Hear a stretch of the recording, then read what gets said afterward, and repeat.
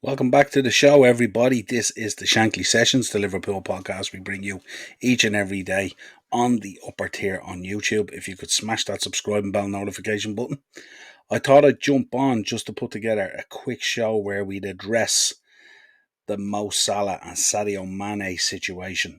A lot of stuff coming out in the last week or so, making the situation very, very strange when you think about two players. Um, who have spent their Liverpool career smiling, enjoying it, going through life, and all of a sudden in the last 4 to 6 weeks, things have taken a kind of a weird turn in terms of these two players. We knew they were both heading to the final year of their contract. We know that we had been negotiating with Mo Salah probably for the guts of a year at this stage in terms of his contract. Sadio a little bit less. And I'm sure he feels a little bit disrespected because of that as well. Number of issues there that'll come out, but I don't think we've seen two human beings, that live their life kind of the right way, huge support for both their countries, and suddenly take this sharp turn that's dividing a fan base.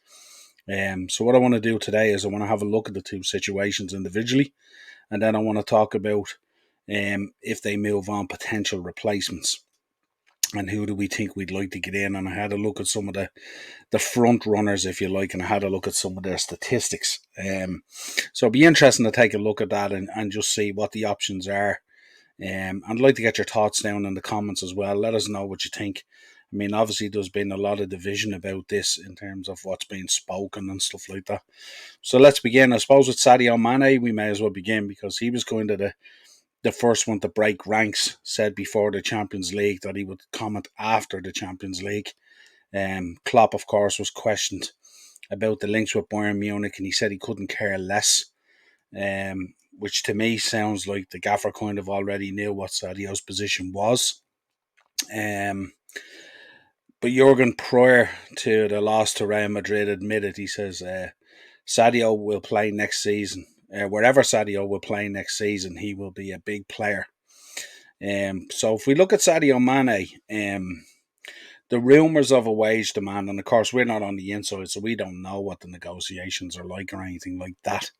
But the rumour on the inside is that he was looking for somewhere around £390,000 a week. That's what he wanted to be brought up from.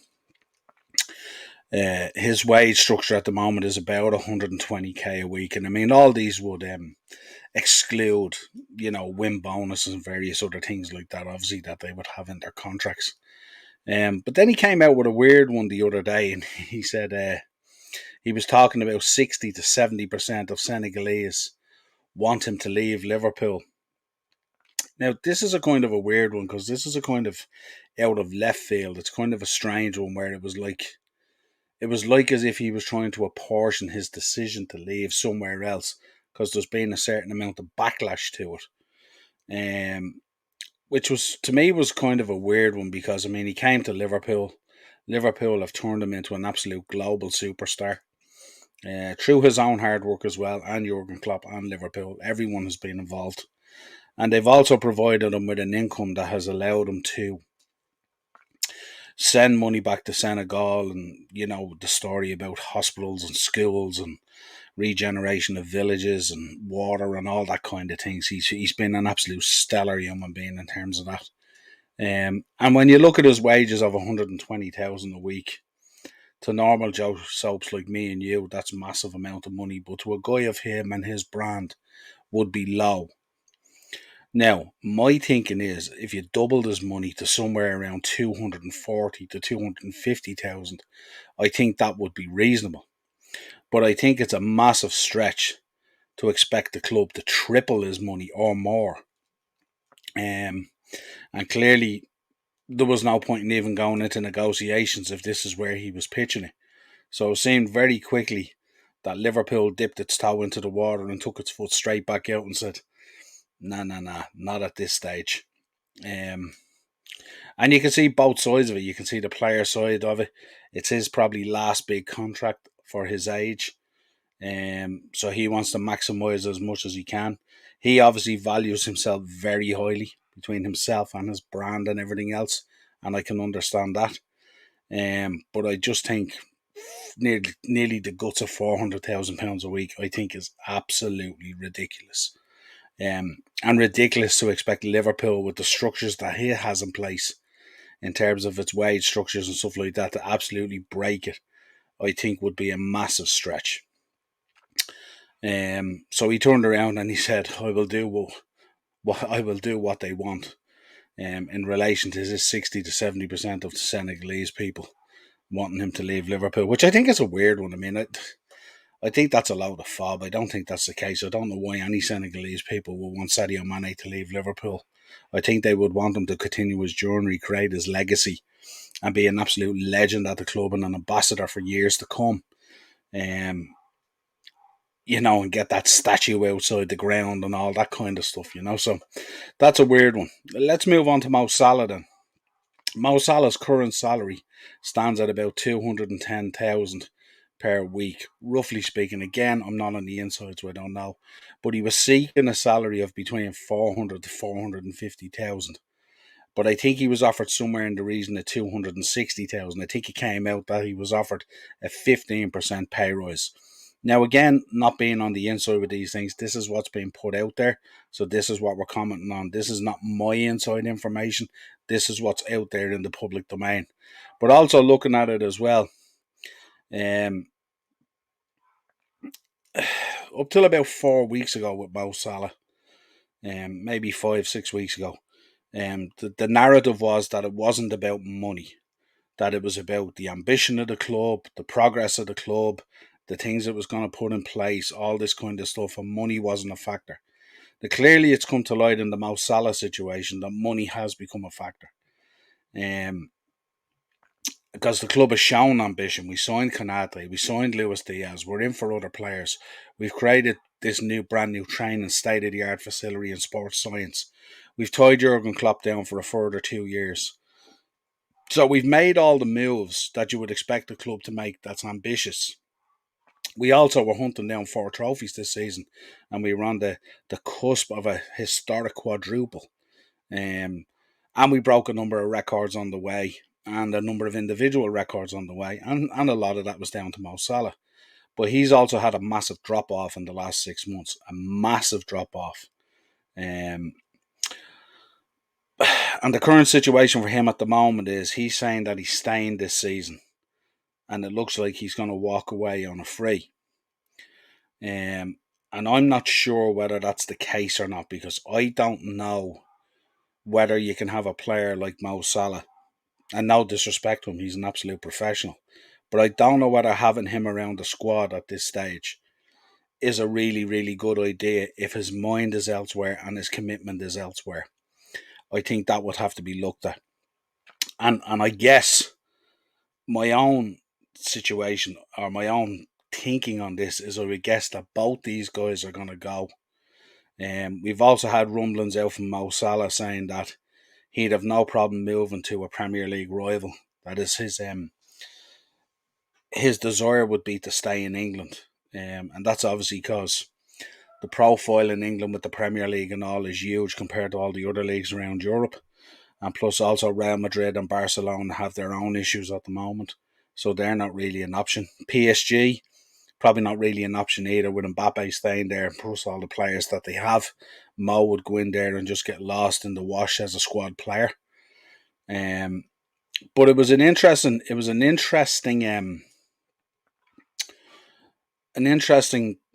movement this week, where he turned around and said he'd have no problem moving to a rival. Now, what does that mean? Does that mean we let him stay and run down his contract? Or does that mean he's pushing for a move? But coming out and saying things like that doesn't endear yourself to the fan base at all. And the real question for you guys as viewers like myself is, does this tarnish their legacy? And do clubs now need to look at adjusting player contracts to protect themselves more from this situation in terms of players leaving on a free? Is this going to be the new norm? And we're going to do an episode on that, looking at players' contracts and what could be done there in order, like how much of it protects the player, how much of it protects the club, Because it's a strange situation, because like if you look at the Liverpool situation, Sadio Mane and Mo Salah came into Liverpool as decent players, reasonable profile, didn't come in for huge money, anywhere between 30 to 40 million each, depending on what you read. But between the club and the rise of the club back to prominence, and the work that Jurgen Klopp and his team have done, and obviously the work that both players have done as well, these two boys have become global superstars. And in becoming global superstars, and the huge part that Liverpool as a club has played in that rise of both players as becoming global superstars, is it a reasonable assumption that players can then just walk away and the club is to no benefit at all? Or should there be a situation there where there's a clause in a contract potentially that in the event that a player wants to walk away on a free, that there's kind of like a final kind of payment or a contract thing or something. Like when you buy a car on payments, you pay payments for 3 to 5 years, and then at the end there's a larger payment that completes it.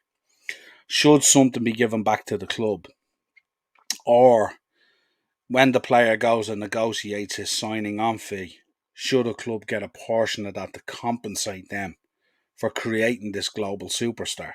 So it's just something out there. I'm not leaning one way or another. I'm just putting it out there as a conversation piece. Again, let me know in the episode. Let me know in the comments what you think, how you feel about this situation. So let's get on and look, and let's create a situation here. Let's suppose we know Sadio Mane is probably going to go. It's only a timing thing.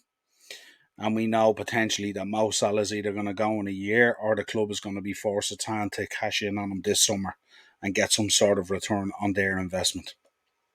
So let's assume both go.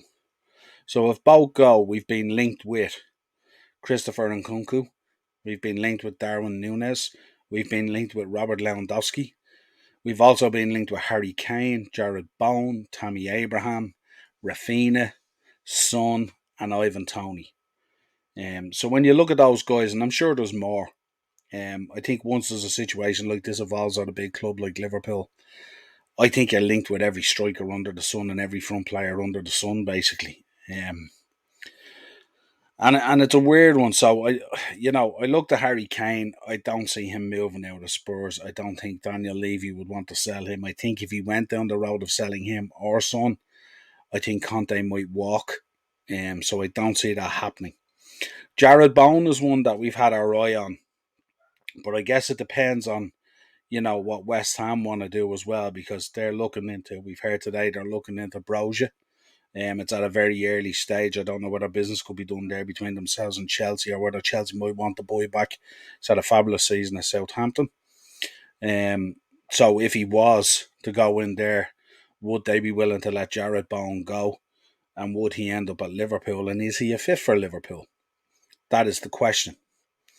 In terms of Rafinha, he's another one that we've inquired about before. Again, I'm not too sure. I know Leeds have been making inquiries about Taki. Would Taki be used as part of a deal for Rafinha going the other way with Leeds? Who knows? I'm not too sure. Tammy Abraham.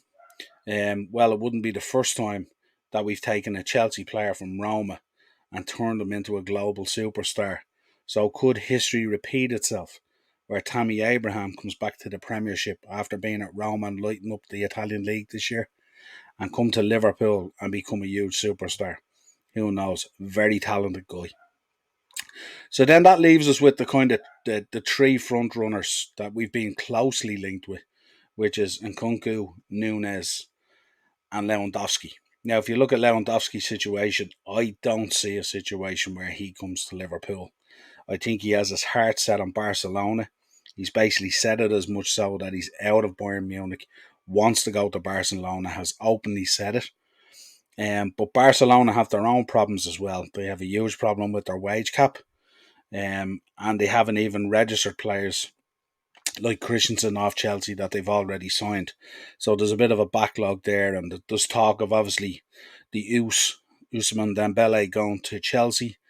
There's talk of other players. We've been linked with Gavi, and obviously Man United have been linked with Frankie de Jong. So there could be a number of players go out there that allows that to happen, but ultimately, I think he'll end up going to Barca. So we can kind of rule him out. But he has had a fabulous season. If you look at his season, 46 games, 50 goals, 7 assists, broke Gert Muller's German record in the league. 50 goals, 7 assists in total. Mainly his goals. Obviously, he's a specialist in the Champions League. 10 games, 13 goals, 7 assists. So more than a goal contribution in every game. He's an absolutely frightening striker at times. And in the Bundesliga, 35 games. 34 games, 35 goals, and four assists. So 39 goal contributions in 34 games. Absolutely outstanding season for Robert Lewandowski, and would be a great addition to any Premier League side. But I don't see it happen. I think he'll go to Barca. Now, if you look at Darwin Nunes, he's been heavily linked with Chelsea. He's been heavily linked with Man United, heavily linked with ourselves. Was absolutely unbelievable when he played against us in the Champions League. But you look at the season he's had: 41 games, 34 goals, and 4 assists. So literally a goal contribution a game this boy has had. He's powerful. He's strong. He has a serious turn of foot. I think he's only second on the speed ranking in Europe. Something like 36 kilometres an hour he's being clocked at. Which, if you compare that to Mo Salah and Sadio Mane, I think they've both been clocked around 32, 33 kilometres. So this guy's 3 kilometres faster than Mo Salah and Sadio Mane. So outstanding pace, and especially from a standing position, if you see the way he moves, he can leave defenders for dead. 22 years old, so fits the profile for Liverpool in terms of coming in. Yeah, young, plays for Benfica, obviously. Valued at the moment at about 50 million. But the likelihood is he'd probably cost upwards of 65 or 70, I'd imagine, to get in. And if all Premier League clubs that I spoke about earlier are in for him, and it becomes a bidding war, that could even tip towards mid-70s and into 80s. Who knows? Champions League, 10 games, 6 goals. And in Portugal, 28 games, 26 goals, and 4 assists. So 30 goal contributions in 28 games this season. Again, a fabulous return, And sure, if he came in, if he was up there with Luis Diaz, we've seen how quick he's blended in and smoothed it in, and he's been a sensation for us already within the first 6 months of his career at Liverpool. Going to have a fabulous pre-season, going to be a huge player next season. The one that is kind of my preference, he's an absolutely outstanding baller, but he's going to be very, very difficult to get in, is Christopher Nkunku. 24 years old, again, fits the profile, RB Leipzig. So we have a bit of history there with doing deals with them, so it's all good. Valued at 59 million. I think that 59 million is way short. I think he's more like 65, 70. If I'm thinking, and maybe a little bit more. 51 games this season, 35 goals, 20 assists.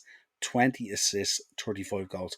55 goal contributions in 51 games. So more than a contribution per game. If you look at his profile in the Champions League, 6 games, 7 goals, 2 assists. So 9 goal contributions in 6 games.